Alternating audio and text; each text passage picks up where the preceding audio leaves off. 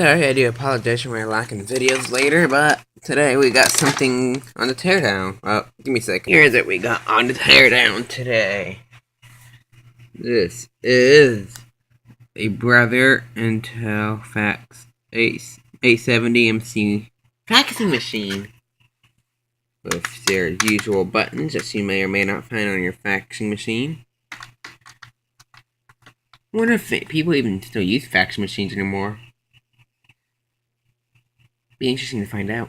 You got your phone piece, your phone number dialing,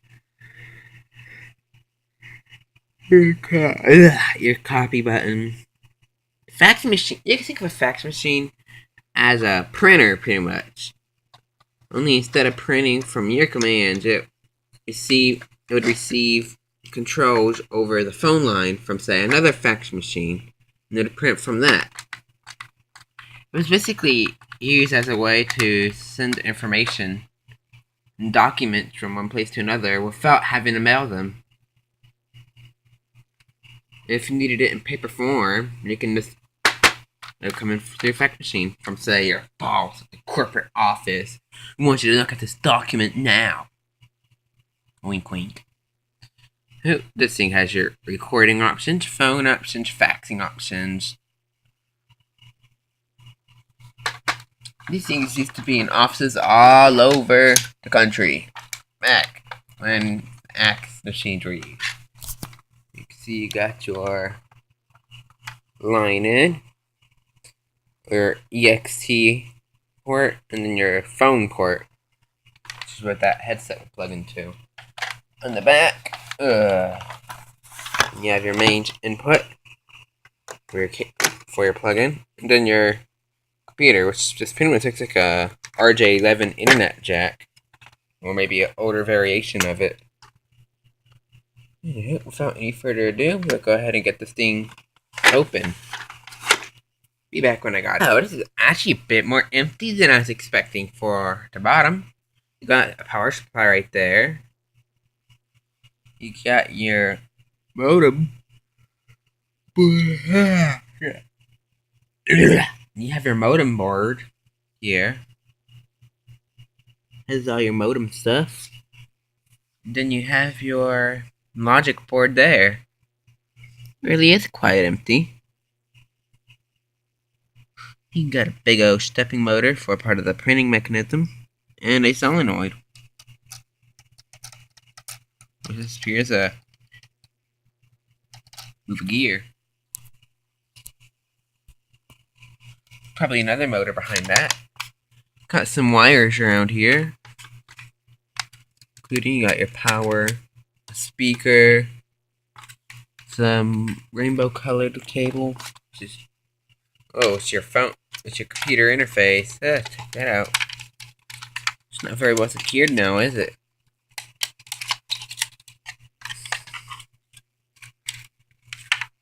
Just a way for the machine to communicate. Let's go ahead and remove some of these boards. Actually, look at that. I can remove these guys really easy. At least I hope I would have been able to. We got a couple snaps here. Give me a second. Well, after fighting with a bit of wires, able to remove 2 of the 3 boards. Oh, this is the first board I didn't remove. I'm thinking there's a hidden board in here somewhere, as you can see cables running off in there. Thinking this is a toner-based printer because I haven't seen any accessing ink cartridges.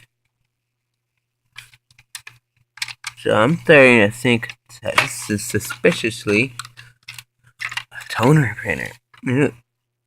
Back in the 90s and maybe early 2000s, before they had super small SMD components, this is how they did it. See, you got a combination of through-hole and SMD on here. Got a clock oscillator there. It's a D144EB oscillator. You got an MX ROM IC. Your motor, your stepper motor controller, which is a MTD 2002F part. For your electrolytic capacitors today, do we got any nasty cheapies in here? Nope, we got a michean. Yeah. And the second smaller cap is a 47 microfarad 16 volt, and there's no brand on it. See all these interfacing cables. This thing probably has a second stepper motor elsewhere in the unit. And I love this board. I'm suspecting a couple more boards elsewhere in this unit. Yeah, got your big old beefy stepper motor. Yeah, sexy. Yes, I know I'm weird. Don't ask. I'm gonna have your front panel interface cable somewhere. This here's your computer interface. One of these cables is probably going to be your front panel interface. Go ahead and remove this board. No, before I go ahead and leave though, okay, continue tearing this thing apart.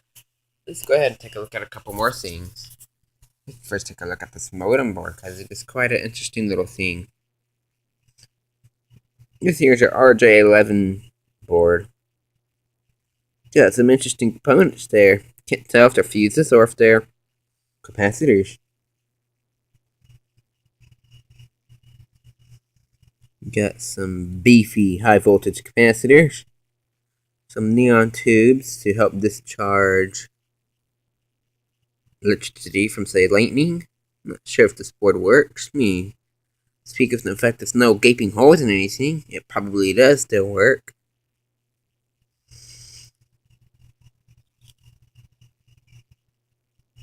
You got your 3 RJ11 jacks. But you're not RJ11. They're just phone line jacks.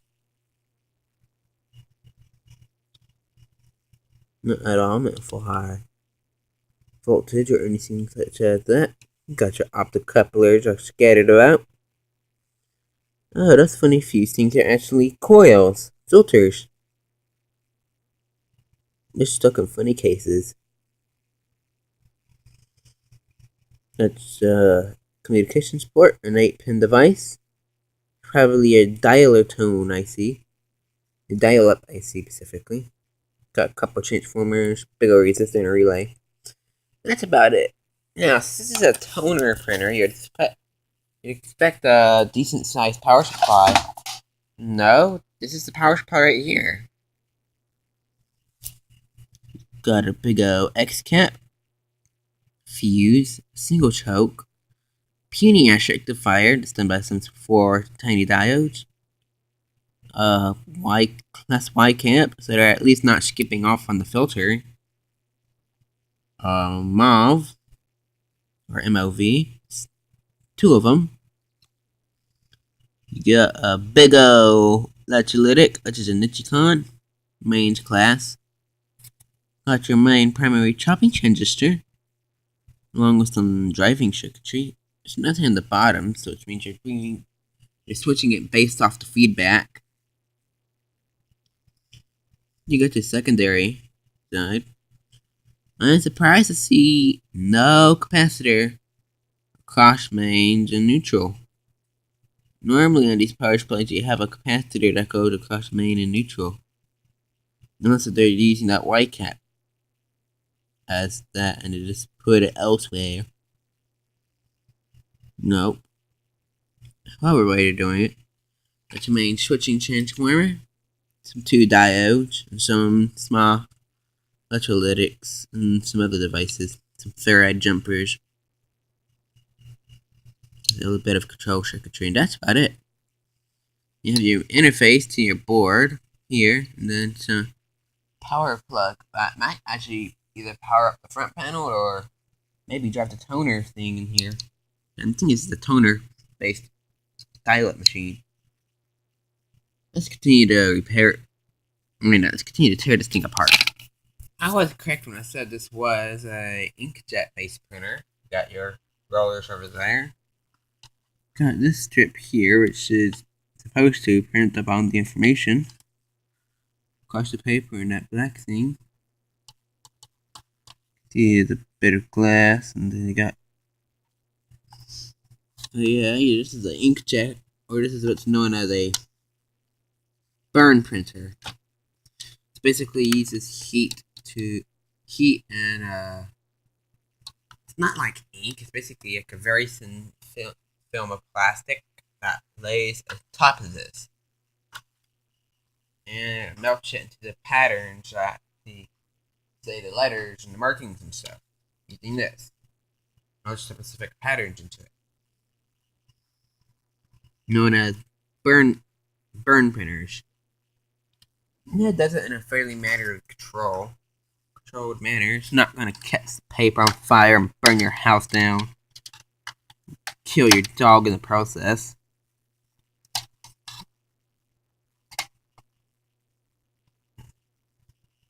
Got some black cover. This thing is a fairly simple display. You got a big old black blob I see.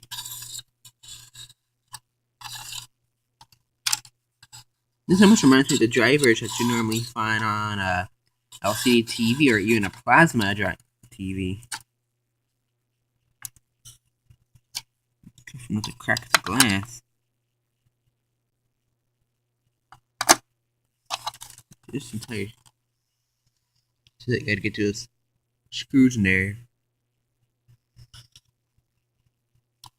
Yeah, here the Chinese or Japanese. Whoever assembled this. Really, how come I know it's assembled from over that area? It's because it'll randomly flash stuff in either Chinese or Japanese.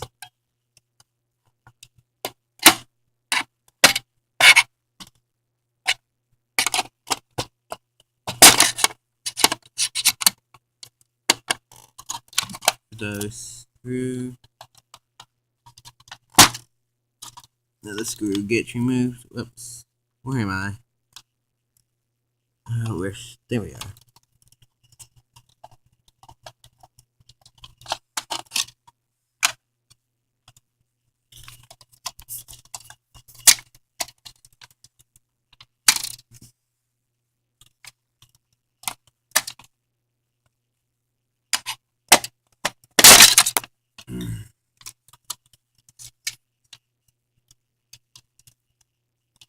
High voltage interface. You got your main power cable right there, and then you got a signal interface cable right there. Give me a second.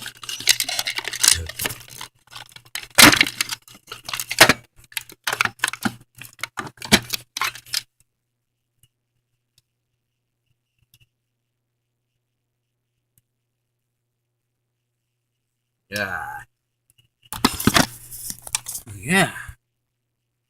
Check that out. You get a relay, reverse protection diode. Then you got a ceramic cap. You're missing a couple more diodes. The ceramic cap there is just going to be coupling. Yeah. You got your power interface. Really interesting. Yeah.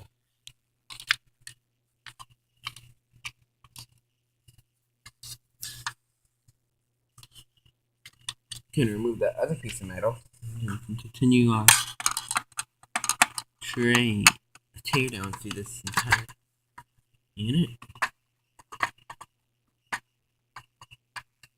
Moving that Phillips screw.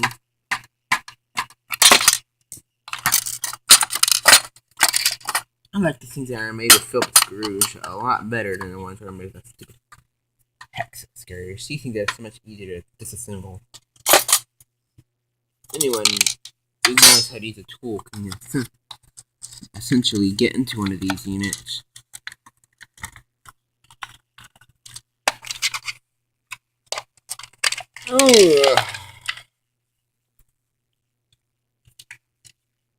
Give me a second. I found some kind of... Oh, never mind, wrong thing. I found a light bar of some sort. Found in the printer. And it has individual wires, so I can't wait to find out how to get it to work again. Hehehe. Probably RGB. Apologize, something came up unexpectedly, and I have to continue this video later. There'll be a part 2 of this video where I talk about the inside of the unit and how they may or may not have worked.